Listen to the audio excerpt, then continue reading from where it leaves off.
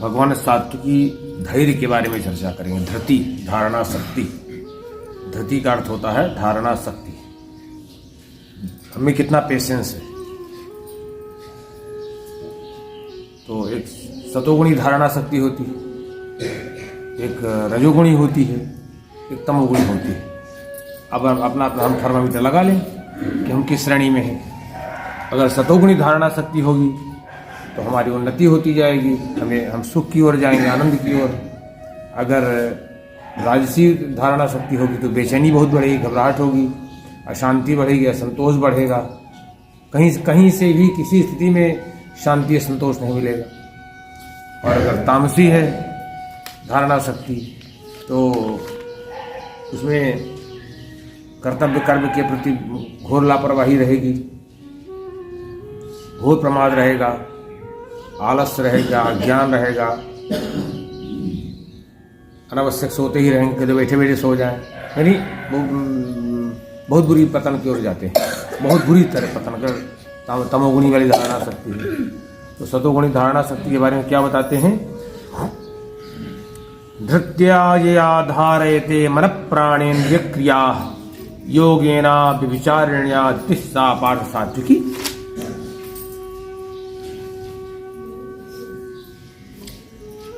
जो व्यक्ति अपने धैर्य को, धारणा शक्ति को मन और प्राणेंद्रिय की क्रियाओं के द्वारा ही क्रियाओं को धारण करता है, जिस धारणा शक्ति के द्वारा व्यक्ति अपने मन को, प्राणों को और इंद्रियों की क्रियाओं को रोकने में समर्थ हो जाता है। कल एक मेरे पास एक रोगी आया था, वो कह रहा था मैं इतना विचलित हूं। मैं कहा भैया तुम्हारा मन, तुम्हारी बुद्धि, तुम्हारा शरीर, तुम्हारे बस में है सब कुछ। मैंने कहा सब कुछ तुम्हारा है।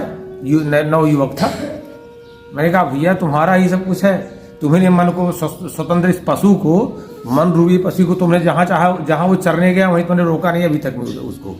जो किया उसी को तुमने स्वीकार किया, तो तुम ही तो भोगोगे। मैंने कहा जब हम ये मन रूपी पशु को ऐसे काबू में करते हैं, बांध देते हैं इसको, तो मैंने कहा फिर ये भागना नहीं, पर भागेगा, फिर रोको इसको।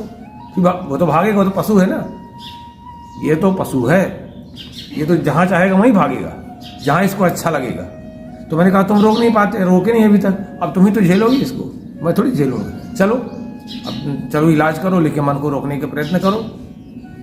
एक तो बच्चा भी है, विवाहित है, ये चीजें होती हैं। कहते हैं जिस धारणा शक्ति के द्वारा, भगवान कहते हैं जिस धारणा धैर्य शक्ति के द्वारा हम ध्यान, योग, जप का सहारा लेकर के, सात्विक उपायों का, भागवती उपायों का सहारा लेकर के मन और प्राण और इंद्रियों की क्रियाओं को धारण करते हैं, ऐसी जो धारणा शक्ति, एल्पाजोलम खा के नहीं, नशा करके नहीं, ध्यान, योग, जप साधना के माध्यम से जब हम मन और प्राण और इंद्रियों की क्रियाओं को धारण करते हैं, उस वो धैर्य शक्ति जो हमारी बढ़ती है, वो हमारी जो धृति बढ़ती है, उसका नाम है सात्विकी धृति। ये जो है अव्यभिचारिणी होती है, यानी भटकाव रहित होती है।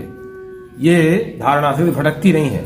जैसे जैसे पुष्ट होती जाएगी वैसे और मजबूत होती जाएगी, और मजबूत हो जाएगी। अब व्यभिचारिणी रहेगी, व्यभिचारिणी नहीं रहेगी, यानी भटकाव वाली नहीं रहेगी। ठीक। अच्छा, अब रजोगुणी वाली धारणा शक्ति, एक धैर्य हमारा होता है जो रजोगुणी वाला होता है, उसके लिए बताते हैं भगवान, ययादु धर्म कामार्थान धृत्या धारयते अर्जुन प्रसंगेन फलाकांक्षी धृतिस्सा पार्थ राजसी।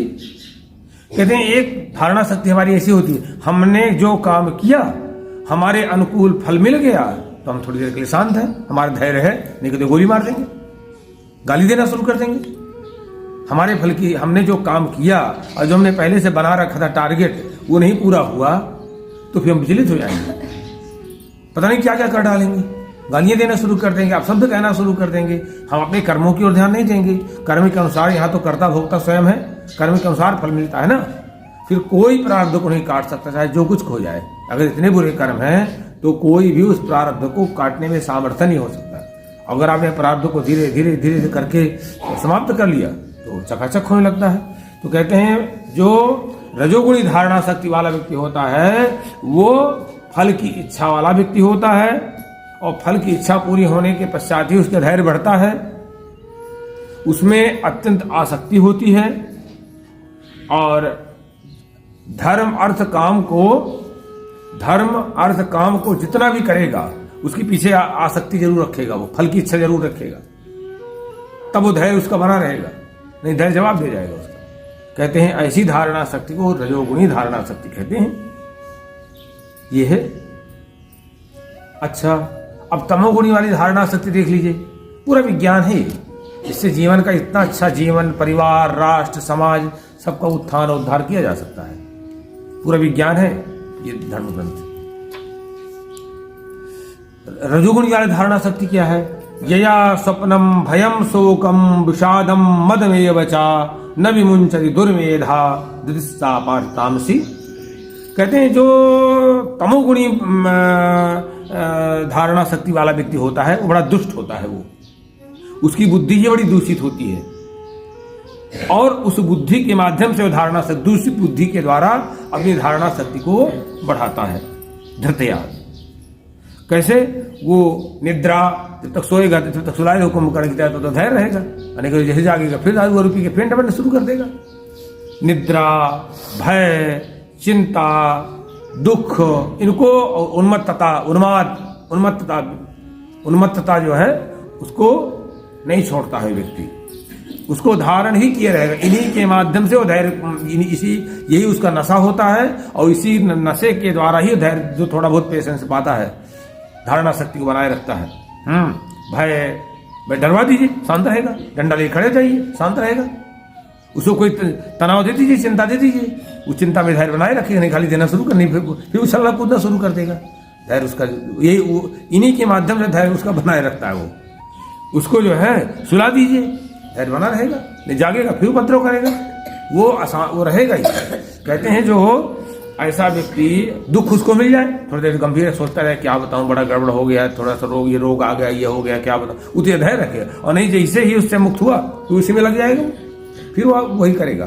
तो कहते हैं ऐसा दूषित बुद्धि वाला जो व्यक्ति होता है वो धारणा शक्ति के द्वारा निद्रा, भय, चिंता, दुख और उन्मत्तता को कभी नहीं छोड़ता है व्यक्ति, उनको धारण ही किए रहता है, उसके संस्कारों में हो जाते हैं। तो कहते हैं ऐसी जो धारणा शक्ति है वो तामसी है। ऐसे कल चर्चा हो जाएगी तीनों गुणों के बारे में। जो रजोगुणी वाला सुख कौन है, तमोगुण वाला सुख कौन है, सतोगुणी वाला सुख कौन है, कल उस पर चर्चा करेंगे।